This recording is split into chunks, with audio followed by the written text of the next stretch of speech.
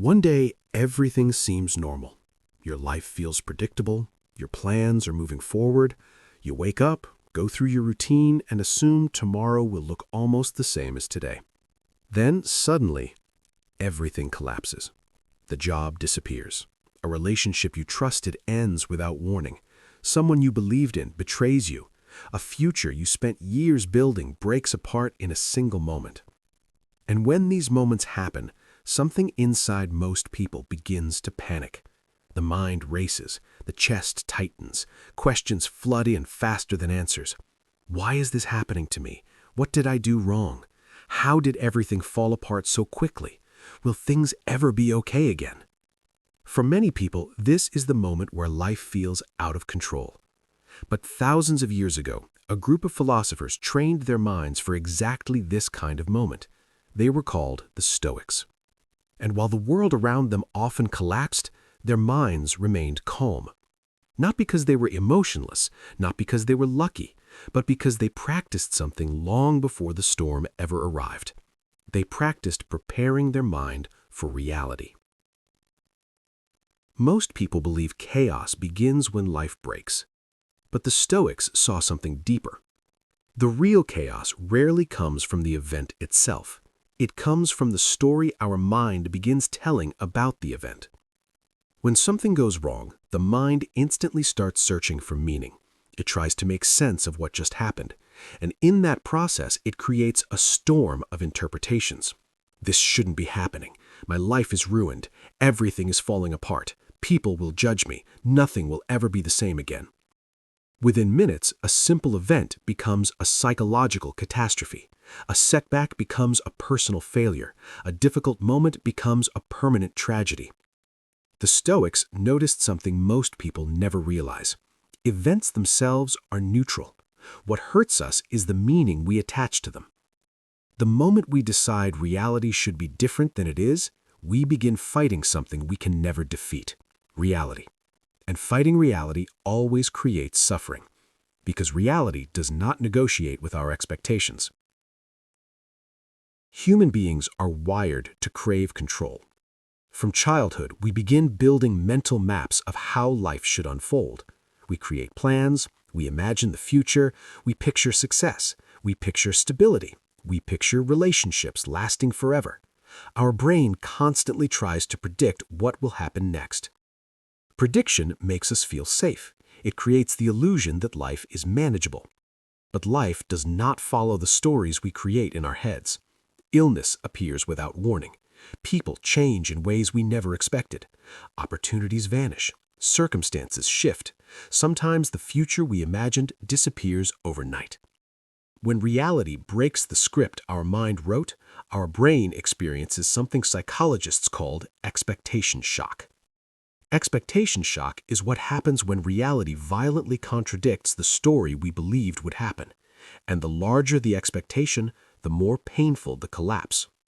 This is why people are not only hurt by major tragedies, they are also deeply shaken by smaller disruptions. A plan gets canceled, someone criticizes them, a mistake happens at work. To an untrained mind, every disruption feels like a danger, every inconvenience feels like a crisis. But the Stoics trained themselves differently. Instead of expecting life to go smoothly, they expected life to be unpredictable. They expected obstacles, they expected betrayal, they expected loss. Not because they were pessimists, but because they understood something essential about reality. Life is not stable, it is constantly changing. And when you expect change, you are rarely shocked by it. Marcus Aurelius understood this deeply. He was not just a philosopher, he was the emperor of Rome. He ruled during a time filled with war, political conspiracy, economic pressure, and deadly plague. Every day he woke up knowing that something could go wrong, and often something did.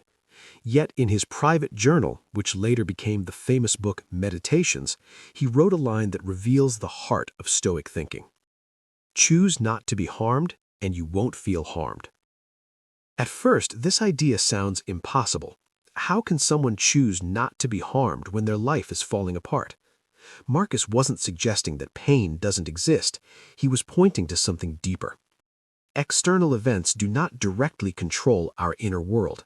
They influence us, they challenge us, but they do not have the power to dominate our mind unless we surrender that power.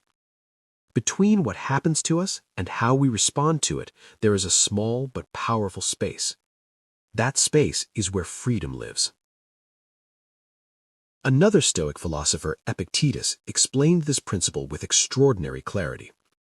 It's not what happens to you that matters, but how you react to it that matters. Epictetus knew suffering firsthand. Before becoming a teacher, he lived as a slave. He experienced injustice, humiliation, and physical pain. His life could easily have turned him bitter, but instead it led him to discover one of the most powerful psychological truths ever written. Some things are within our control. Most things are not. We cannot control what other people think. We cannot control what events occur in the world. We cannot control whether people remain loyal. We cannot control the timing of fortune or misfortune. Trying to control these things only multiplies frustration. But there is one thing that always remains within reach: our response, our judgment, our attitude, our next action. And when you focus your energy only on what you can control, your mind becomes dramatically more stable. Because instead of trying to control the entire storm, you learn to control how you stand within it. Seneca, another great Stoic thinker, added another powerful insight. We suffer more often in imagination than in reality. Think about how often this happens. Something bad occurs, then the mind begins creating dozens of imaginary disasters. You replay conversations, you imagine worst-case scenarios, you predict failure after failure. The mind becomes a machine that manufactures suffering, and most of that suffering has nothing to do with the actual event. It comes from fear of what might happen next. The Stoics recognized this pattern long before modern psychology confirmed it. They knew that the mind, when left untrained, naturally drifts towards anxiety and overreaction. So they practiced something radical. They trained their thoughts the same way athletes train their bodies. They practice observing events without instantly labeling them as good or bad. They practiced pausing before reacting. They practiced accepting reality instead of arguing with it. And over time, this training created something extraordinary: inner stability. Calmness, according to Stoicism, is not the absence of emotion. It is the presence of clarity. Most people believe calm individuals simply suppress their feelings, but suppression is fragile. Eventually, suppressed emotions explode. Stoic calmness works differently. It comes from seeing situations clearly. Instead of reacting immediately, a Stoic asks a powerful question: what part of this situation is actually within my control? If the answer is nothing, they practice acceptance. If the answer is something, they take action. This simple mental filter instantly reduces chaos, because instead of worrying about everything, they focus on the one thing they can influence: their next step. When a plan fails, they adjust. When someone betrays them, they learn. When circumstances change, they adapt. The world may remain unpredictable, but their mind remains stable. And that stability becomes a source of quiet power. Think about the difference between two people facing the same crisis. Both lose their job unexpectedly. One person immediately spirals into panic. They think about financial disaster. They imagine losing everything. They blame themselves. They feel ashamed. They feel overwhelmed.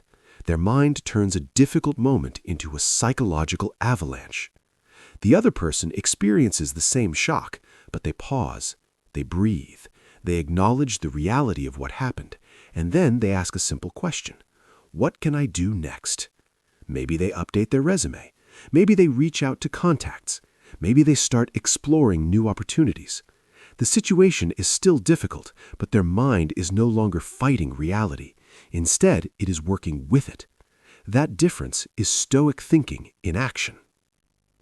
One of the most powerful Stoic practices is something called negative visualization. At first, this practice sounds strange. Stoics deliberately imagine things going wrong. They imagine losing comforts. They imagine facing difficulties. They imagine plans failing. But they do this not to create anxiety. They do it to build resilience. When you mentally rehearse challenges, your mind becomes familiar with them.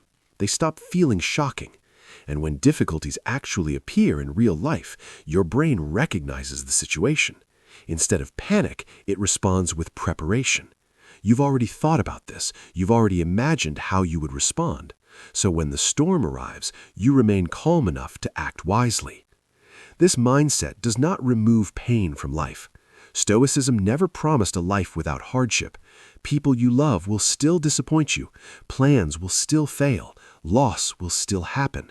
But Stoicism offers something far more valuable. It gives you the ability to face those moments without losing yourself. Instead of collapsing with the situation, you remain standing. Instead of reacting blindly, you respond intentionally. Instead of being controlled by events, you become the one who chooses how to move forward. In modern psychology, researchers often talk about emotional regulation, the ability to manage your emotional response to stressful events. But the Stoics were teaching emotional regulation 2,000 years ago. They understood that emotional discipline is the foundation of a strong life. Without it, even small problems feel overwhelming. With it, even large challenges become manageable. And the difference between these two states is not intelligence, it is training. The mind can be trained just like the body. The more you practice observing your thoughts instead of obeying them, the stronger your inner stability becomes. Eventually, something remarkable happens. Situations that once would have shaken you begin to feel manageable. A criticism that once ruined your day becomes a passing comment. A setback that once felt like failure becomes information. A betrayal that once shattered your trust becomes clarity about who someone really is. Your life still contains problems, but your relationship with problems changes. You stop seeing them as personal attacks from the universe. You start seeing them as part of the natural rhythm of existence. And that shift alone creates a powerful form of peace. The Stoics lived by a principle that is almost completely forgotten in modern life. Do not demand that life happen the way you want. Learn to handle life the way it happens. This idea sounds simple, but living it requires tremendous mental discipline. Because the human mind constantly wants reality to match its preferences. We want things to go according to plan. We want people to behave the way we expect. We want outcomes that feel fair. But reality is under no obligation to satisfy our expectations. And once you accept that truth, something surprising happens. You stop wasting energy fighting what already exists. Instead, you direct your energy towards responding wisely, towards adapting, towards growing stronger. When everything falls apart, most people fall apart with it.